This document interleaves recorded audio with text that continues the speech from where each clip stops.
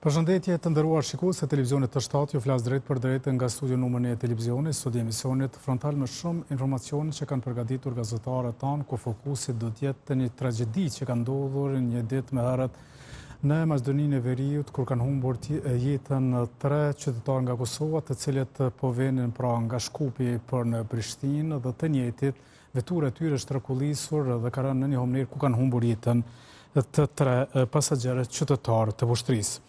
Për të diskutuar më shumë për atë se çfarë është duke bërë shteti i Kosovës, mirë po edhe për ai Maqedonisë së Veriut për t'i kthyer trupat e pajetë të 3 personave të vdekur, në pjesën e parë të emisionit frontal do të realizojmë një lidhje direkte me ambasadorin e Kosovës në Maqedoninë e Veriut, zotin Çehoja.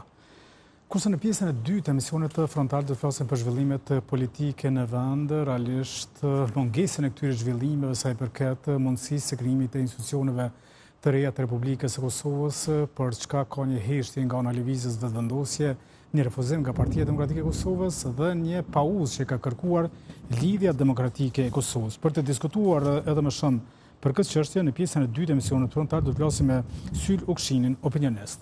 Do të kemi edhe shumë informacione tjera, por para së gjithashtu titulli kryesor.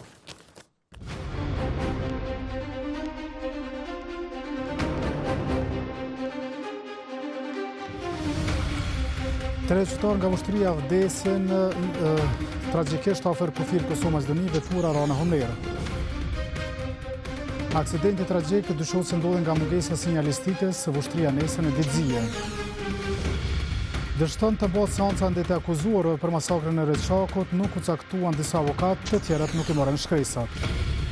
Publikohet raporti i misionit faktmbledhës të Këshillit të Evropës, thuhet se vendi shënoi rënje të lirisë së medias.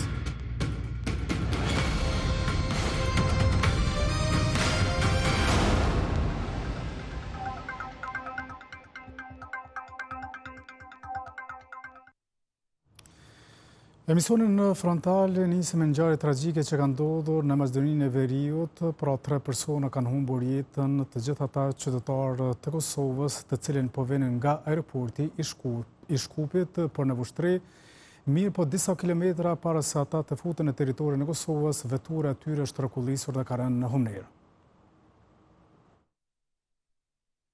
Aeroportin e Shkupit e patën destinacion. Ejop Tërnava shkoi për të marrë motrën Fatmire Shabanin, e cila po atironte nga Gjermania, e bashkë me vete mori edhe bashkëshortën Gjenitën. Kontaktin e fundit e patën me familjen mu nga aeroporti rreth orës 22 të shtunën. Derisa po ktheheshin për Kosovë, pak kilometra larg kufirit u aksidentuan. Fillimisht u shpallën të zhdukur nga familja, të cilët menjëherë kërkuan ndihmën e autoriteteve të Kosovës e ato të Maqedonisë së Veriut. 3 viktimat u gjatën të vdekur mbrëmjen e së dielës në veturën e tyre, që kishte rënë në një rrugë. Familjarët kanë bërë të ditur se vazhdimisht kanë qenë në kontakt me ambasadën e Kosovës në Maqedoninë e Veriut dhe policinë e këtij shteti. Për rastin kishte njoftuar edhe Ministria e Punëve të Brendshme të Maqedonisë. Ngjarja është evidentuar mbrëmjen e 19 korriku 2026 rreth orës 22:35, pasi policia në Shkup mori njoftimin për një automjet të tipit Mercedes me targa gjermane, i cili ishte përmbysur përgjatë këtij aksi rrugor. Ekipet policore që dolën menjëherë në vendin e ngjarjes zbuluan se brenda automjetit ndodheshin 3 persona pa shenja jete, një burrë dhe 2 gra. Mjeku i ekipit të urgjencës i cili mbërriti në vend ngjarje konstatoi vdekjen e tyre. Pas identifikimit të viktimave, ambasada e Kosovës njoftoi se trupat e tyre do të kthehen në vendlindje. Që nga marrja e informacionit për rastin, Ambasada e Republikës së Kosovës ka qenë në kontakte vazhdueshme me autoritetet kompetente të Republikës së Maqedonisë së Veriut, Ministrisë së Punëve të Brendshme dhe Policisë së Kosovës, si dhe me familjarët të ndjerëve, për të ofruar ndihmën e nevojshme gjatë gjithë trajtimit të rastit. Pas përfundimit të procedurave përkatëse nga autoritetet kompetente, trupat e pajetë pritet të transportohen në Republikën e Kosovës. Për këtë rast kanë reaguar edhe krerët të shtetit. Ushtruesja e detyrës së presidentës Albulena Haxhiu u ka shprehur ngushëllime familjes Tërnava dhe Shabani për humbjen e tyre.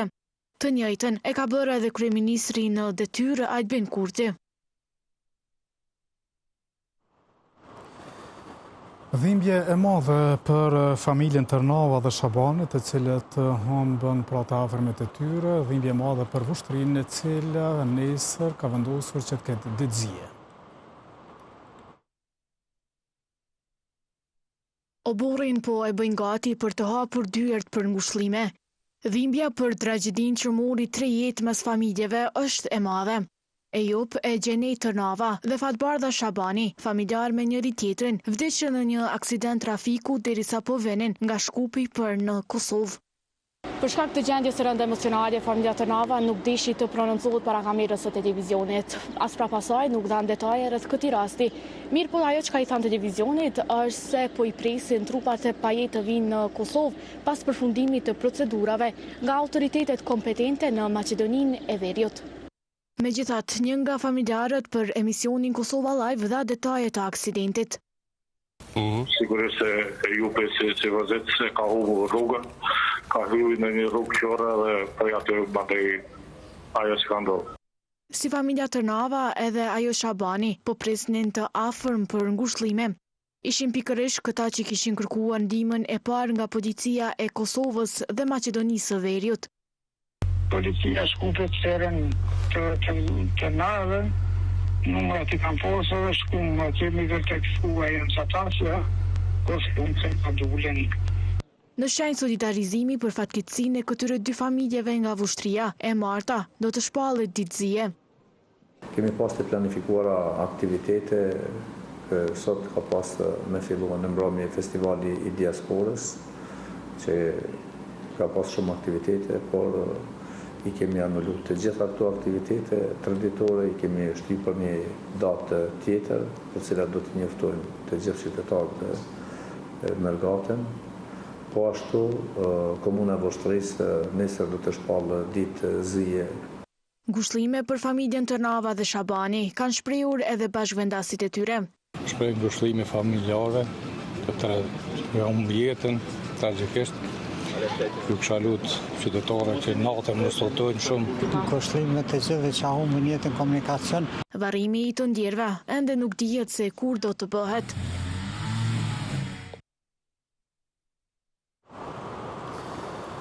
Për të biseduar edhe më shumë se përket kësaj tragjedie, mirë po edhe angazhimin e institucioneve të Republikës së Kosovës përfshi këtu edhe ambasadën e Kosovës në Maqedoninë e Veriut.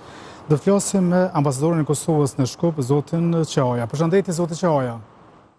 Përshëndetje. Faleminderit shumë që jeni pjesë e emisionit frontal. Do të flasim për një ngjarje tragjike që ka ndodhur një ditë më herët në Maqedoninë e Veriut, atje ku jeni ju ambasadori I Kosovës. Cili është angazhimi I ambasadës së Kosovës në Shkup për këtë rast? Po ne dje rreth mesditës apo pas mesditës e kemi marrë informacionin do të thotë nga familjarët të lidhur me zhdukjen edhe humbjen e kontaktit që ata kanë pasur me personat në shtetasit në fjalë. Dhe ne menjëherë jemi vënë lëvizje, kemi kontaktuar me autoritetet relevante policore në këto Maqedoninë të Veriut dhe në sinkronizim me policinë tonë. Ne menjëherë kemi identifikuar që ata kanë hyrë në territorin e Maqedonisë së Veriut nëpërmjet aeroportit të Shkupit dhe në bazë të kamerave që posedojnë policia e Maqedonisë së Veriut që quhen Safe City, janë identifikuar që ata realisht kanë dalë nga autostrada, respektivisht nga qarkoria e Shkupit edhe Unaza dhe janë drejtuar në drejtim të Kosovës. Në të njëjtën kohë, nëpërmjet angazhimit të policisë Kosovës, është pa që nuk kanë hyrë në territorin e Kosovës, prandaj pista e angazhimit policorë dhe të autoritetet relevante ka qenë e fokusuar në magjistralin 10 kilometrëshe mes Unazës së Shkupit dhe kufirit vendkalimi kufitar Bllac Hanja Lezit.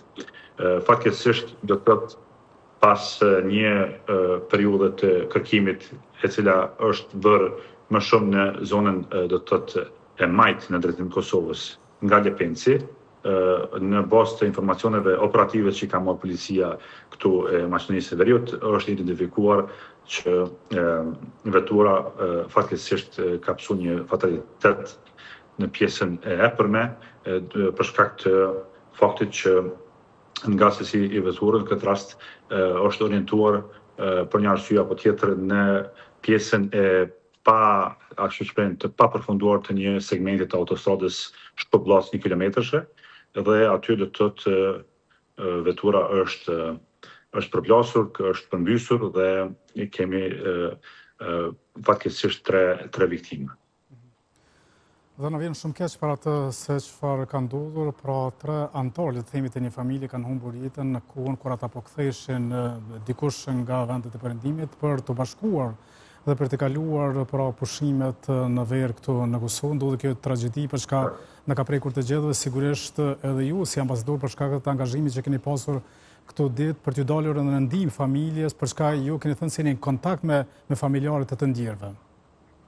Po, absolutisht, ne ishim në vendin e ngjarjes mbrëm, edhe në momentin që po flasim, familjarët e tyre janë këtu në ambasadën tonë në Shkup për shkak që jemi në përfundim të procedurave, do të thotë sa i përket përfundimit të obduksionit dhe faktit që ata do të transportohen në Kosovë për të varrosur atje. Procedura është pak më e komplikuar sepse nuk është fjala vetëm për shtetas tonë, fjala është edhe për dokumente shtetas do të cilat kanë dokumente të tjera të cilat do të sinkronizohen dhe prandaj po bëjnë pamundren duke shfrytzuar rrjetin tonë që kemi këtu në kuadër të institucioneve të mashtronisë së veriut, të cilat janë shumë do të thotë korrekt dhe shumë bashkëpunues që ta përmbyllin sa më shpejt këtë proces dhe të organizohet transporti i tyre për në Kosovë. A dihet kur mund të ndodhë pra transporti i tyre në Kosovë? Ne po mundohemi do të thotë kjo të bëhet sa më herët që është e mundshme. Në variantin do të thotë më të mirë kjo të bëhet nesër, do të thotë nëse jo më herët, për shkak të procedurave si salbi. Të rasti është janë të komplikuar, janë 3 viktima dhe procedura obduksionit ka zgjat do të thotë sipas procedurave standarde që i ka secili shtet në këtë rast edhe me shënjë veriut. Jemi duke bërë pamundren që këtë ta procedojmë sa më parë që është e mundshme edhe që familjarët të organizojnë ceremoninë në të varrimit në afatin më optimal të mundshëm. Si ka qenë reagimi i institucioneve të Republikës së Maqedonisë së Veriut në këtë situatë?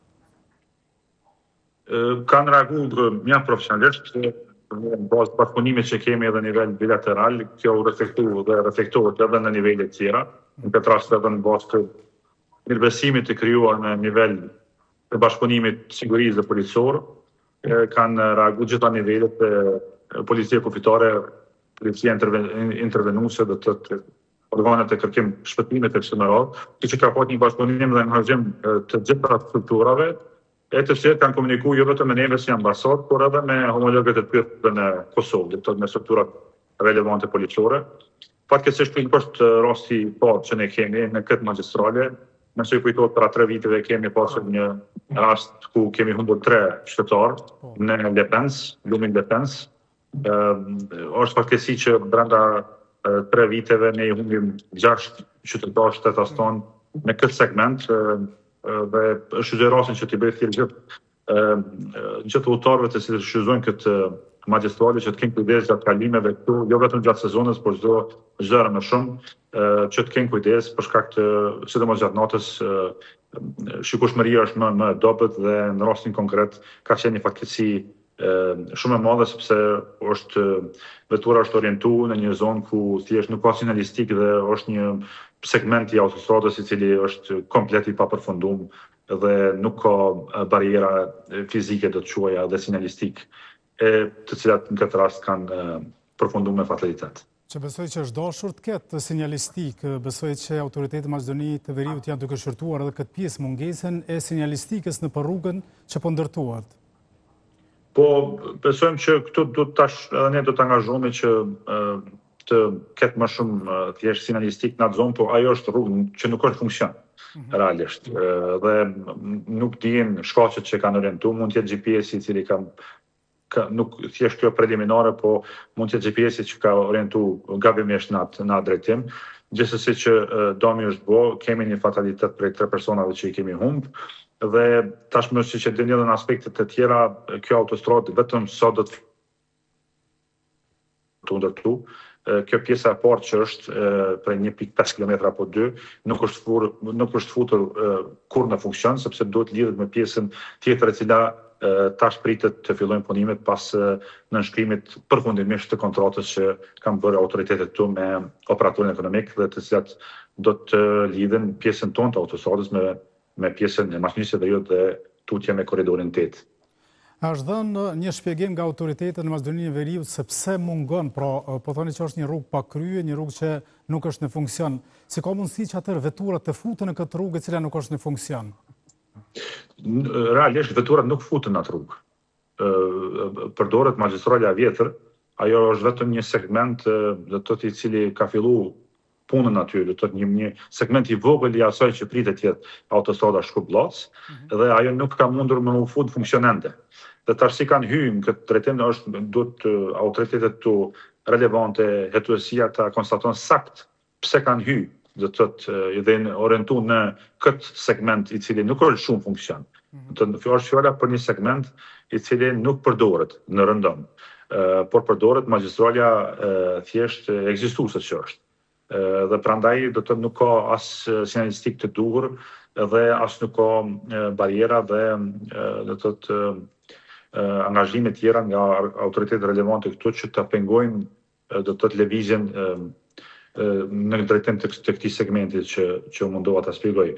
Kështu që fjala është për një zonë, një rrugë të papërfunduar e cila nuk do të shfrytëzohet përderisa ajo thjesht nuk është përuruar apo nuk është futur në funksion nga autoritetet relevante. Për momentin është vetëm një magjistrale e cila lidh pikalimin kufitor Hani Lezet Bllaz me kryeqytetin e Maqedonisë së Veriut Shkupin.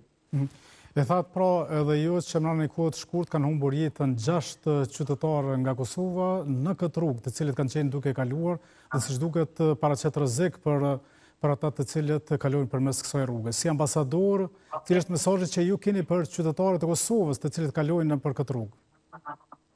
Po mesazhi jonë është që thjesht të kenë kujdes gjatë kalimit, sikur që duhet pasur kujdes gjithmonë në trafik, sepse është një rrugë shumë e frekuentuar, ka frekuencë madhe të veturave, ka një frekuencë madhe të kamionëve dhe ka shumë laqe që sidomos gjatë natës shikueshmëria është më e vogël dhe do të pasur shumë kujdes që të evitohen tejkalimet, për shembull nuk ka mundësi për tejkalim në këtë segment, dhe prandaj ne kemi insistuar tash në nivelin bilateral që sa më parë të fillojnë punimet në këtë autostradë, sepse është një autostradë vitale për neve, e cila lidh të dy shtetet dhe jo vetëm.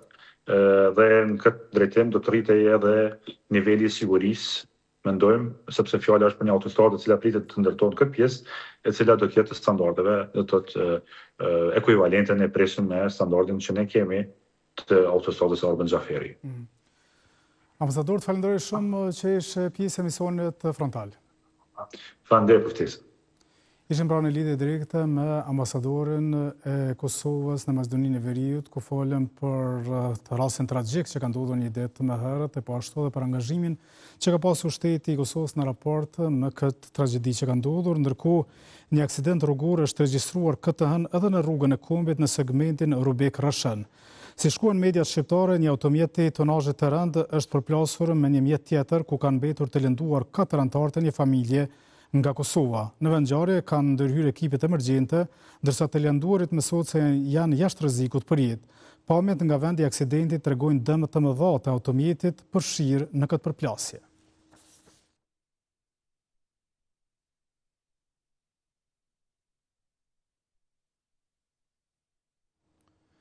Forca e sigurisë së Kosovës ka njoftuar se ka gjetur trupin e pajetë të një shtetesit të huaj në liçenin e Batllavës pas një operacioni kërkim shpëtimi. Sipas njoftimit të FSK-s, pas marrjes së informacionit nga Qendra e Situatave Republikës së Kosovës, është angazhuar menjëherë ekipi kërkim shpëtimit për ndërhyrje në liçenin e Battlavës. Pas marrjes së informacionit nga Qendra e Situatave të Republikës së Kosovës, FSK ka angazhuar menjëherë ekipin e kërkim shpëtimit në operacionin e liçenit të Battlavës, ku ekipi pas intervenimit në orët e vona ka arritur të gjejë trupin e pajetë të AA shtetasi huaj, thuhet në njoftim. FSK bëri të ditur se trupi i pajetë është dorëzuar autoriteteve kompetente për procedurat e mëtejme.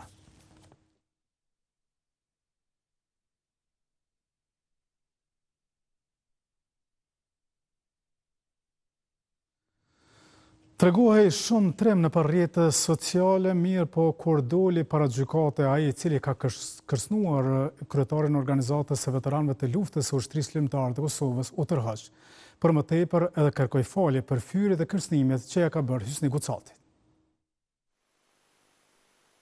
Më 3 qershor nga një faqe e quajtur Diaspora në Krye ishte publikuar një fotografi e Hysni Gucatit me një titull lajmi.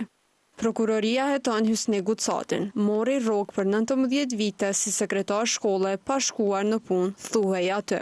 Më pas personi i quajtur Eshrem Avdullahu la një koment në të cilin thuhej këtë derë duhet pushkatu.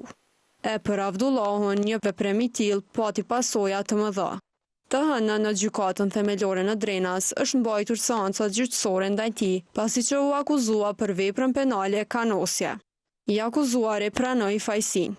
Jam fajtor, di vetëm fajtor, por kërkoj falje se jam kon shumë gjendje shqetësuese. Avokati të dëmtuarit Halim Shala tha se pranimi i fajsisë mund të merret si rrethon lehtësuese, por sipas tij nuk e zbeh peshën e kërcënimit dhe pasojat që ka shkaktuar rasti.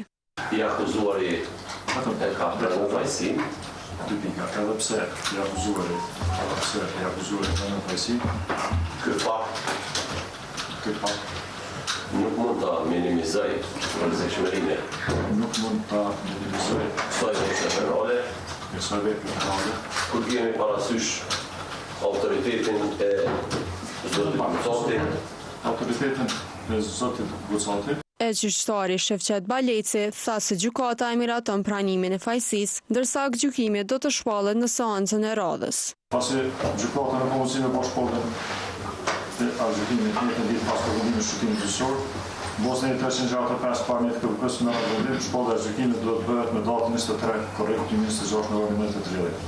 Ndërkaq, pas përfundimit të seancës, Hysni Gucati tregoi se ka ngritur edhe paditë të tjera ndaj personave të cilët e kanë kërcënuar. Ky është i pari, do të thotë në kam ngritur shumë paditë të tjera paditë që në ditët vim ta shëntorë ata për Gjermania, për Austri, për vende ndryshme, që se kam fyer shtinë që ndorë Kosovës edhe mu si person vetë atë sekretarëve të ramësim vadit lufte.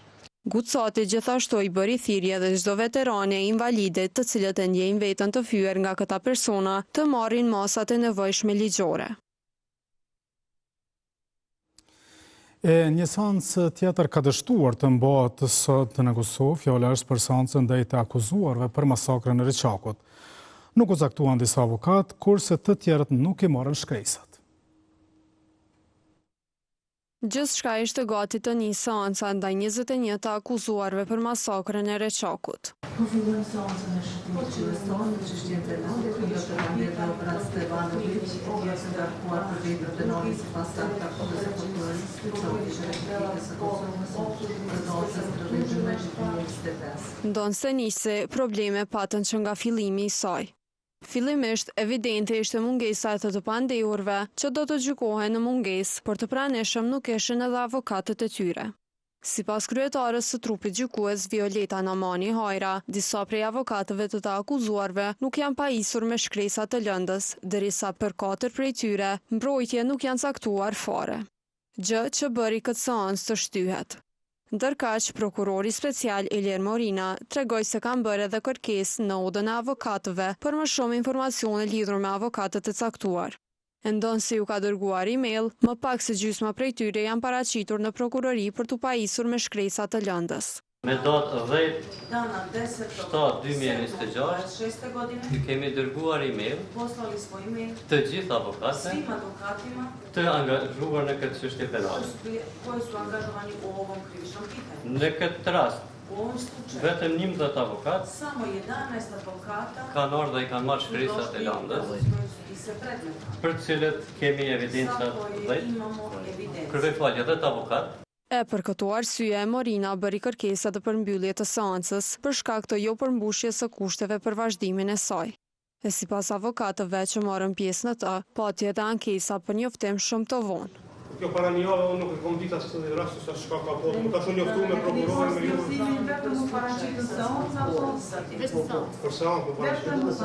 Avokatëve të pranishëm ju dha dhe mundësia për caktim të një date. E shumica prej tyre qenë të pajtimit për javën në vijim. Shio me datën të terminorave, ty lutem inshallah në shëndetatën në Prokuroria Speciale e Republikës së Kosovës më 30 dhjetor 2025 ka ngritur akt akuzë me propozim për gjykim në mungesë ndaj 21 personave të cilët t'i akuzon për veprën penale kremi luftës kundër popullsisë civile, konkretisht për masakrën e Reçakut. Ata akuzohen për vrasjen e 42 civilëve më 15 janar 1999. Akta akuza përshkruan vrasjet mizore, trajtimin shnjërzor, dëbimet dhe shkatrimin e pasurisë së civilëve. Po ashtu ka dështuar seanca për shkak të mungesës së njërit prej të akuzuarve dhe avokatit të mbrojtës në rastin e barikadave në veri. Edhe i pandejuri Nenad Orlović. Odsuđen je i okrivljeni Nenad Orlović.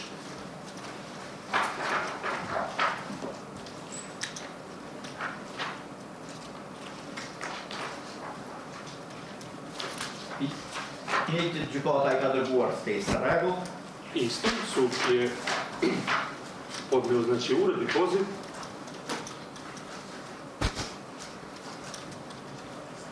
I ka dërguar ftesë rregull. Tresi. Zarfi I mbyllur është kthyer në gjykatë me konstatimin se është shkërnguar. Pismo zatvoreno je vraćeno sudu sa konstatacijom da on je se I pandej, ky person është shkërnguar. E ka ndruar adresën. Budući da je promijenio znači adresu. Gjykata për të njëjtin ka lëshuar me një urdhër rejs për sjelljen e detyre. Суд за исток издал налог за довоđenje, prisilno dovođenje. Ka lëshuar urdhër rejs për sjelljen me detyre.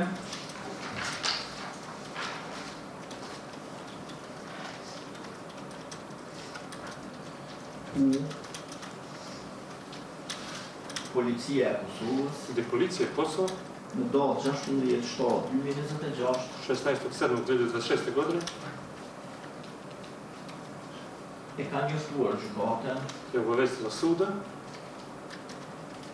e ka njoftuar gjykatën se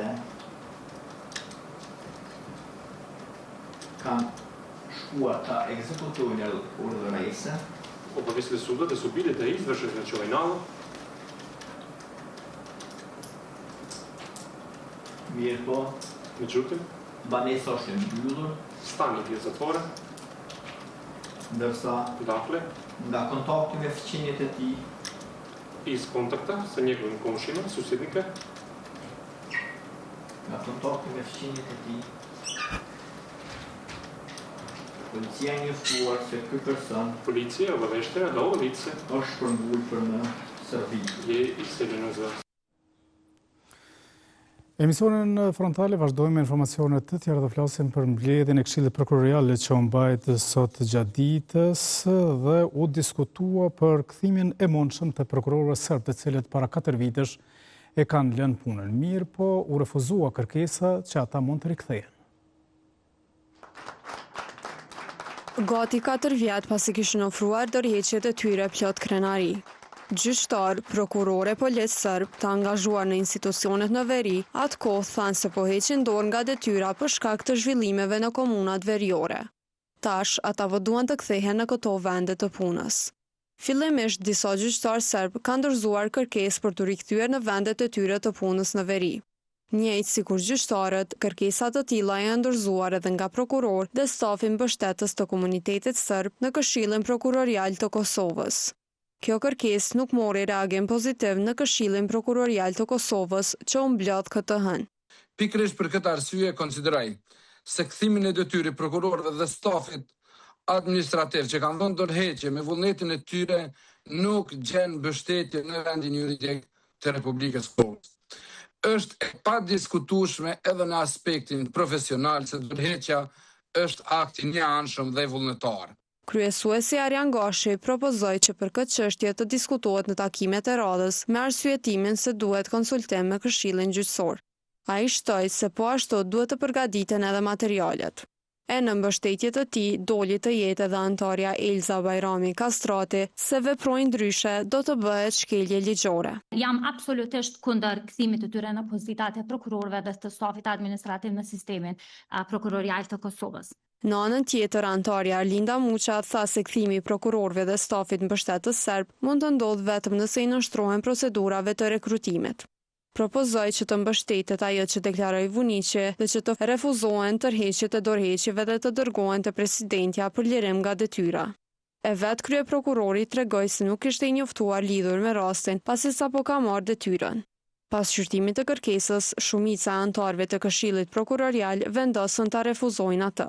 Me 4 vota për refuzimin dhe 3 kundër, KPK-ja vendosi që hesh prokurorët serb të stafi tyre mbështetës të mos rikthehen në sistemin prokurorial të Kosovës. 4 janë për, kush është kundër?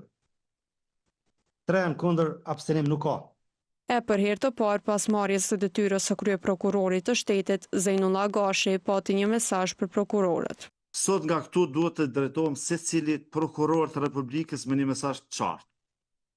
Si kryeprokuror i shtetit do të jemi përkushtuar për të mbështetur secilin nga ju që ushtroni detyrën me profesionalizëm, integritet, panshmëri dhe guzim. Po ashtu nuk do të tolerohet askush që e keqpërdor autoritetin që jep ligji për të cenuar pa bazë ligjore të drejtat dhe lirit e tjetrit. Siç deklaroi ai, qasja e tij si kryeprokuror i shtetit do të mbështetet te puna e jo te deklaratat. Emisionin frontale vazhdojmë me informacione të tjera. Është publikuar sot raporti Faktmbledhës i Këshillit të Evropës, ku thuhet se Kosova ka shënuar rënje të lirisë së medias. Gazetarët jo rallëherë përballen me sulme, nga ato verbale dhe virtuale e deri në sulme fizike. Për dirinë e sigurinë e tyre është prezantuar një raport nga misioni Faktmbledhës si platformës së Këshillit të Evropës për sigurinë e gazetarëve, ku shpalosën një sër gjetjesh. Disa standarde të lirisë së mediave janë cënuar nga partia në pushtet, lëvizja dhe vendosje, dhe si rezultat i cënimit të këtyre standardeve, nga një nivel i qëndrueshëm i lirisë së medias në një vend që aspiron antarësimin në BE, vendi ka kaluar në një periudhë përkeqësimi gjatë 3 viteve të fundit, e nxitur kryesisht nga faktorët politikë. Bogusta Gertruda, nga zyra e Bashkimit Evropian në Kosovë, ka theksuar nevojën për përmirësimin e kuadrit ligjor që rregullon peizazhin mediatik në Kosovë. Gazetarët duhet të jenë në gjendje të ullumtojnë, të raportojnë dhe të shprehin pikpamje kritike pa frikë nga intimidimi, kërcënimet apo presioni politik. Puna e tyre i shërben interesit publik dhe e forcon llogaridhënien demokratike. Nëse Kosova vazhdon rrugën e saj drejt integrimit evropian, liria e medias dhe siguria e gazetarëve mbeten vlera themelore demokratike dhe elemente të domosdoshme për këtë proces. Ndërsa ambasadorja e re e Finlandës në Kosovë, Eva Mari Lakonsen, tha se gazetari ka një rol thelbësor në mbrojtjen e demokracisë. Është gjithmonë mirë t'i mbajmë gjërat e thjeshta dhe mendoj se një e vërtet e thjeshtë na udhëheq këtu sot. Demokracia nuk mund të lulëzoj pa një shtyp të lirë dhe të pavarur. Kur friksimi arrin qëllimit, nuk dëmtohet vetëm gazetari, por edhe e drejta e publikut për ta ditur. Shqetësuese sipas Asociacionit të Gazetarëve të Kosovës, mbetet numri i lartë i sulmeve. Numri i rasteve të sulmeve, kryesisht online ndaj gazetarëve, ka shkuar duke u rritur. Ka shkuar duke u rritur pikërisht për shkak të edhe zhvillimeve politike, fakti që Kosova ka kaluar në disa cikle zgjedhore, sidomos në vitin 2025, gazetarët gjatë mbulimit të fushatës zgjedhore gjithashtu janë cënuar fizikisht për bën një alarm. Liria e mediave dhe siguria e gazetarëve është cilësuar e brisht edhe në shumë raporte të tjera ndërkombëtare.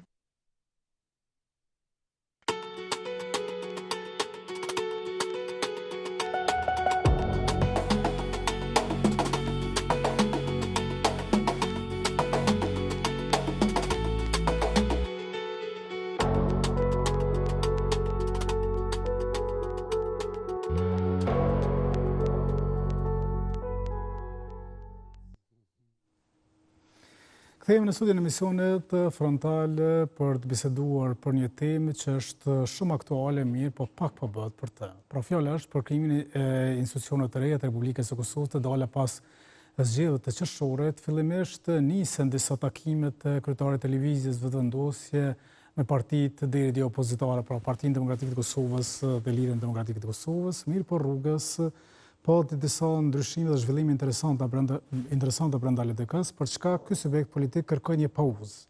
Në anën tjetër, Partia Demokratike e Kosovës ka refuzuar bashkëpunimin me lëvizjen vetëvendosje, kurse vetëvendosja tash është duke heshtur. Për të biseduar për pauzën e LDK-s, refuzimin e PTK-s dhe heshtjen e vetëvendosjes, me mua në studio është Syl Ukshimi. Syl, mirë se erdhe. Faleminderit.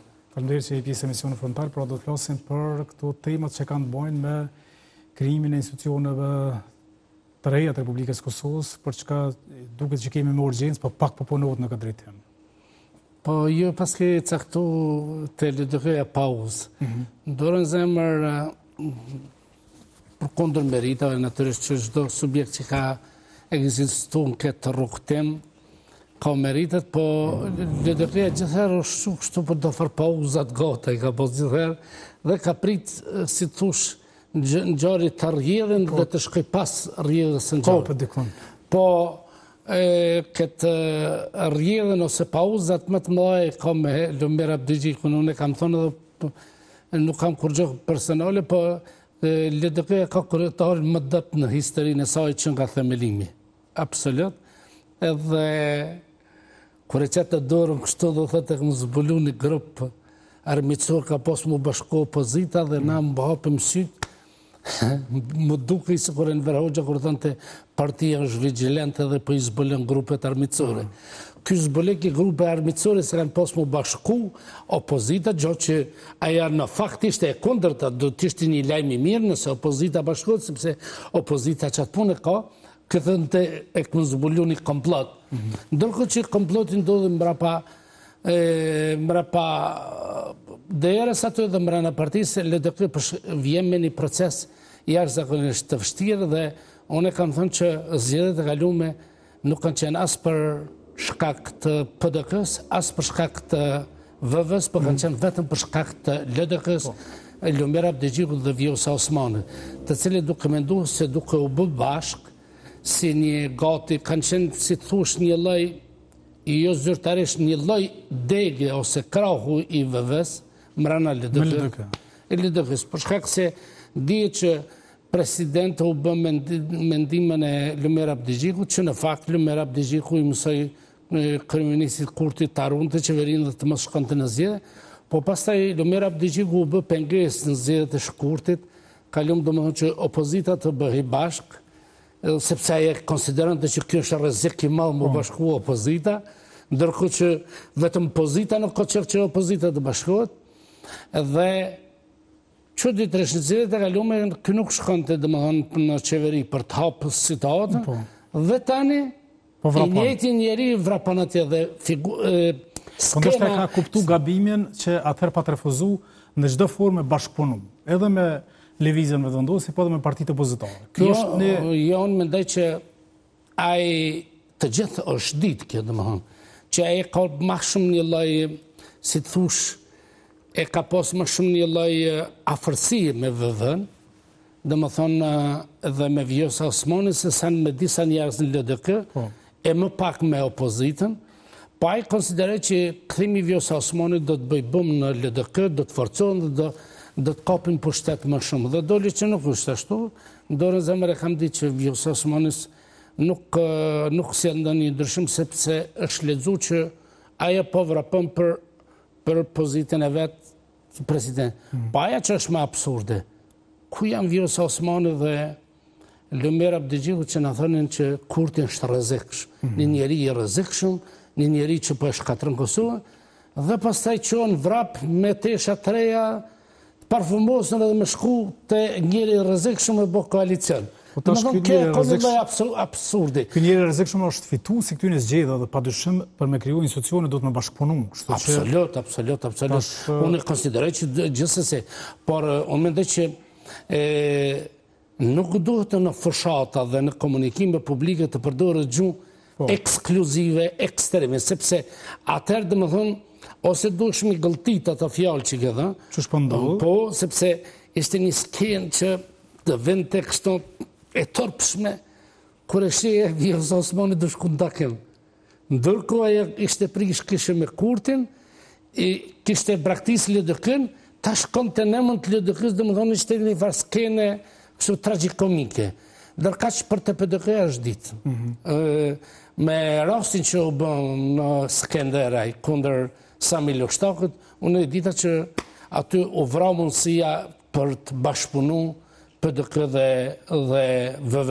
Më shumë ka pas ndoshta shans në zgjedhjet e kaluara si sa tani, dhe PDK nuk mundet me të kalu atar fushatën që kanë bën kundër Sami Lështakut, është e egër e fushat që bëhet në për jetës sociale këtu, dhe me thonë, si kërë, se me lështakus, jo, që si kur të mos ishte qëllimtar, për si kur të ishte një okupator, te ki kundërshtar politik, këtë normale, është këtë normale, edhe, po ti nuk mënesh me kriju frim linquse, dalimit ekzistojnë pa diskutim, edhe, sepse funit kjo është diversitet edhe kjo është demokracia, po nuk kupton që në emën të ndryshimit pikpamit dhe më thonë bësh fushata linquse, sepse ajo është një figurë politike, ka një familje, ka një... dhe më thonë, nuk kemi drejt, dhe më thonë njerëzit ti linqojmë dhe në gjetin ti qojmë pa gjëgjë kështu mënyra që shkojmë. Dhe situata e kryuar në LDK, dhe më thonë për shkak që Lumir Abdigjiku e ka humbër shtetin brenda partisë, këtu ka dy mundësi. Që Vjosa Osmani dhe Lumir Abdigjiku të shëndrohen një lloj partie guxha dhe të shkojnë në VV, po se di kjo... Çka prodhon kjo për... Kjo si prodhon, edhe mund të qoj LDK në ndarje. Por, pa diskutim, nëse Lumir Abdigjiku nuk jep dërheqje, sa më parë, LDK-ja do ndahet dhe pastaj çështja e ekzistencës së saj do të jetë e diskutueshme. Kurti e ka gjithë dhe më thonë në krahë. Lumiri po duket që nuk po dënë më dhe dorëheqje. Madje po cilësot si kur i shpëtoj dhe këti organizimit për të shkarkuar atë. Mënyra që shpëdo me nejt, a i mund të provoj, po çdo vënes do t'i prodhoj citata dhe më të këqija. A e bëri kuvendin e gjoja mbet. Po çfarë prodhoj citata më vonë? Dhe më thonë, nuk shkoj duke u riparu, po shkoj duke u përkecu. Së mundet edhe LDK-ja pas çdo procesi me kërku shkarkimin ose votbesimin e kryetarit. Tash janë arkenian. Nuk është vetëm aja. Unë mendoj që janë zëra që qarkullojnë dhe në publik. Sjellja e Lumir Abdigjikut brenda partisë është jo shumë bashkëpunuese, është përjashtuese për një katër... Kishte ky që thoi ke parazgjidhe për bashkojmë të djathën, a nuk kishte ky ideatori dhe prisi i kësaj lëvizje për bashkimin e së djathës? Jo, se është dallimi mes asaj që thua dhe vepron është diçka tjetër. Por fakti që ky e centralizoi partinë me një grup të njerëzve dhe mënyra si sillen publik, lexoj domethënë duke edhe për neve që ai kishte një lloj vetdashurie, domethënë kuptimin e vetvetes dhe kur të që vetja në hoj, domethënë sillej si ma domethënë mënyra si ecë, si komunikonte me publikun, nuk lënte përshtypjen që është kryetari i një partie që ka 13-14%, po duke sekretari i NATO-s. Bile sekretari i NATO-s ishte një çik më modest se ky. Edhe të ne thonë që kur ta qesh kryt shumë nalë, domethënë zënthue. Unë mendoj që ka zënthue dhe nuk ka alternativë, nuk e shpëton as Mimoza Kusari duke lavdru, as kur nuk e... Sa lavdroj Mimoza? Po, domethënë filloi një pjesë e VV-s me marrë në mbrojtje Lumir Abdigjikun dhe... Po se po donë Kur ta çon hallin kundërshtari politik... Vaj halle për ty, thojnë. Vaj halle, sigurisht. Edhe... Po, fakt është që Lumir Abdigjiku më shumë she armiq mbrana LDK-s dhe opozitës se sa kundërshtar, po mendoj, se armiq ndoshta brutale është, se sa kundër VV-s, dhe kjo është arsyeja. Në anën tjetër, Albin Kurti këtë një legjitime e dëshiron një pjesë të LDK-s, që është kundër PDK-s, ta ketë në anën e saj. Po kjo mund të qënë në planin afatgjat, krijon dy bloqe. VV dhe PDK dhe LDK atëherë shkon drejt margjinave. Por unë mendoj që ardhja e Lumir Abdigjikut mas Isa Mustafës domethënë e ka dobësu dhe e ka lënë pa identitet dhe pa karakter e ka lënë lidhjen demokratike. Isa Mustafën e ka marrë me 12%, tash është 18%. Isa Mustafa ka qenë në situatë këgjët komplikume, këgjët vështirë. Sikurse edhe Lumir Abdigjiku. Po ka qenë pak më ndryshe. Isa Mustafa ju e dini shumë mirë edhe kur ka garu me VV-n atëherë. Dhe me thonë kanë pas 1% se disa kanë pas ndallimin. por u kriju një momentum, u kriju një farë pritje e madhe, dhe më thonë dhe u nda partia, dhe më thonë ka qenë situatë kare tjetër. Po që ndodhë tash, sepse na pikoptojmë situatën që shra branda lidhjes demokratike të Kosovës, mirë po me zhvillimi që ndodhe në këtë subjekt politik, determinuar me pas edhe zhvillimet në fushën tjetër për krijimin e institucioneve të reja. Pra tash kemi një heshtje, një pauzë që nuk po ka asnjë angazhim për me i kriju këto institucione. Ma ka pasan një gazetar në Macedoni për çështjen e politikave. Emancipimi politik i klasës politike ndodh në institucione. Unë po mendoj që VV-ja ka orë me një pikë ku me gjasa dhe ngop me idenë se vetëm të fitash zgjedhjet është mjaftueshme. Po vjen me një situatë kur ti kupton që në demokraci pushteti është komunikim, është ndarje pushtetit. E ka kuptu lëvizjeve dhe ndosë këto, apo ande? Nëse nuk është duke bëgar në kuptimin në një strategji për ta lë fajtor diçka, kam përshtypjen se kur pak e kam mësu se pushtetin demokraci nuk kupton që ti e ki krejt çdo gjëndor, mund t'i fitash, po për çështjen e presidentit dhe këtu e kërkon një lloj bashkëpunim, po jo vetëm këto. Po nëse dënë me drejtu vendin, pastaj janë marrëveshje ndërkombëtare, janë shumë gjëra të tjera, ti opozitën duhesh me pas krahtonin, natyrisht që e ki kundërshtar. Po me një vend me një demokraci të konsolidume dhe aty ku është opozita e dëpë shqetësohen njerëzit, sepse mund të krijohet një alternativë tjetër dhe vjen deri te dëmtimi i sistemit. Ju e keni shembullin e Shqipërisë, ku opozita ka qenë inerte dhe se dësh kriju një opozit jashtë sistemit. Dhe nëse të kemi edhe këtu një opozit që i ka 1 milion tema dhe për të cilat nuk ka as konferencë shtypi, nuk më për protesta mës ta marrim heq në konsiderat se dhe është vap. Po dhe zhengullar, ma mirë me shku me najtë ndeti. Kjo mund të le pozitën komode, por kjo nuk do të thë që pafundësisht mund të krijohet një komoditet, sepse mund të krijohet një alternativë jashtë sistemit. Jashtë parlamentit, jashtë parlamentit, sepse ti shet që njerëzit nuk janë të kënaqur edhe me qeverinë, por nuk janë të kënaqur edhe me opozitën. Rezultati i këtyre zgjedhjeve kallëzoi, pra refuzimi, abstenimi, pra kallëzoi që ka një abstenim. Po unë mendoj që edhe njerëzit e VV-s, sepse gjasat më shumë tani janë me shkun zgjedhje se sa herën e kaluar, mi po unë mendoj që nëse shkohet në zgjedhje, unë mendoj që nuk duhet prodhuar citata artificiale, nuk duhet prodhuar fushata linçuese ndaj figurave të caktuara politike. Fojnë dikush do të me posë nëse shkojmë zgjedhje, pra dikush e ka fojnë nëse na shkojmë zgjedhje. Na qytetarët do të me tregu me fojnë e kujt po shkojmë zgjedhje. Dëgjom, tash të jemi të sinqert. Ajo që tha se ju thatë ka refuzu PDK-ja. Unë nuk po e marrë Bedreomzën në mbrojtje, po unë mendoj që ka qenë një qëndrim shumë i kristallit dhe shumë i mirë. Më mirë është mbahet një pozit. A i thana jemi opozit, nuk jemi të interesum dhe është krejt legjitime për të mos hy. Po jo kështu për të negociu dhe për të lujt ping-pong, pa kofederi se kujsh pjale tile.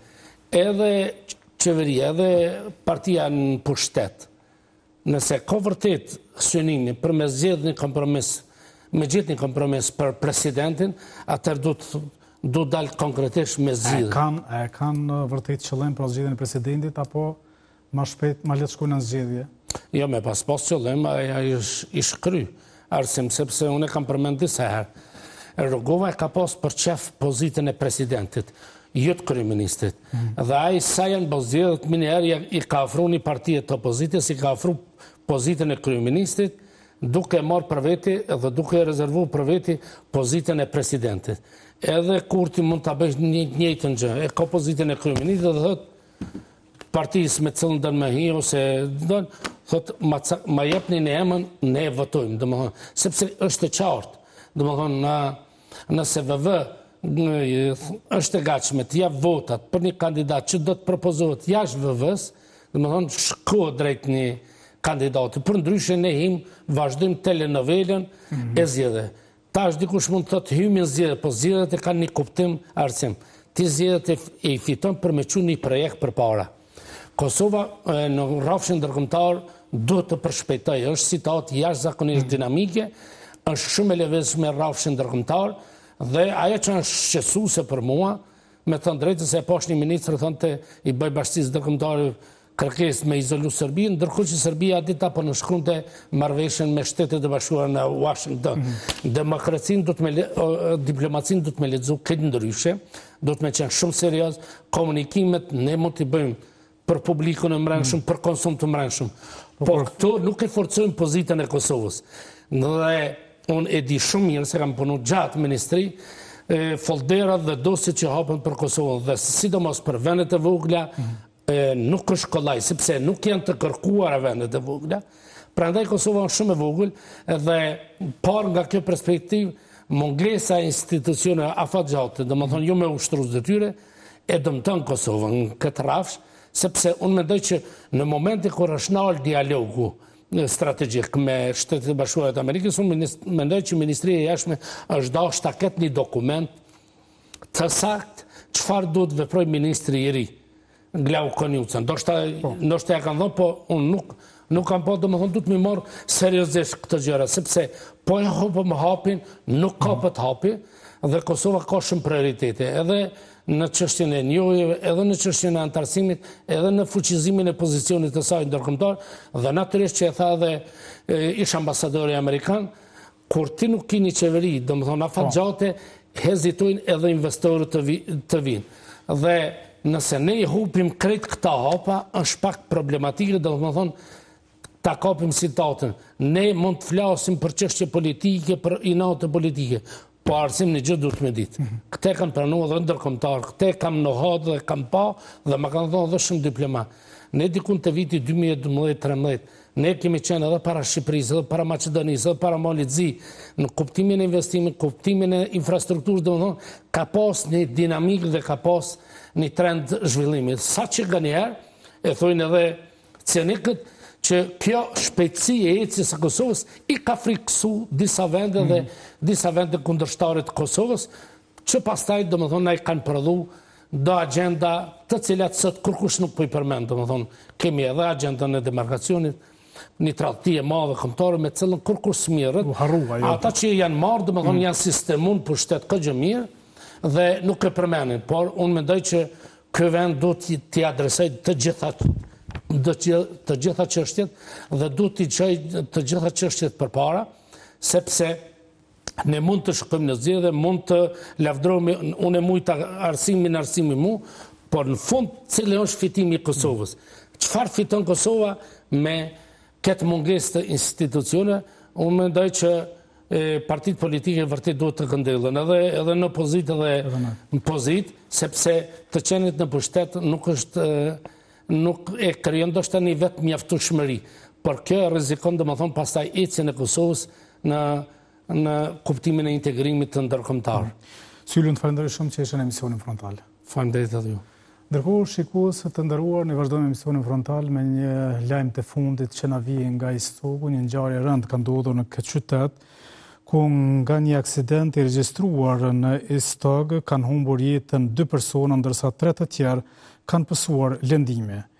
Kjo është konfirmuar nga zëdhënësi i policisë për rajonin e Pejës Fadel Gashi. Ai ka konfirmuar se aksidenti ka ndodhur midis 2 veturave në fshatin Shushic. Bëhet e ditur se vdekja e njërit nga viktimat u konstatua nga mjeku kujdestar në vendin e ngjarjes, ndërsa vdekja e viktimës së dytë u konstatua me tu arritur në spitalin e Pejës. Në vendin e ngjarjes, përpos policisë ka ndalur emergjenca zjarfiksit dhe prokurori i shtetit.